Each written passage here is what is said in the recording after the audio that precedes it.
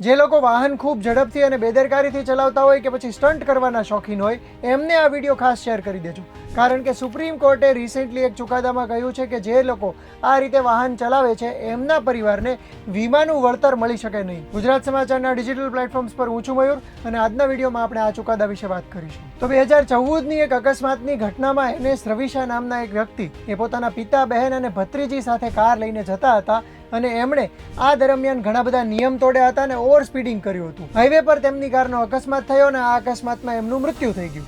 પાછળથી એમના પિતા, એમની પત્ની અને માતા પિતા દ્વારા 80 લાખનો ક્લેમ એ વીમા કંપની પર કરવામાં આવ્યો. વળતર મેળવવા માટે કરાયેલા ક્લેમમાં કહેવામાં આવ્યું કે મૃતક એ પરિવારના અર્નિંગ મેમ્બર હતા, કમાતા સભ્ય હતા.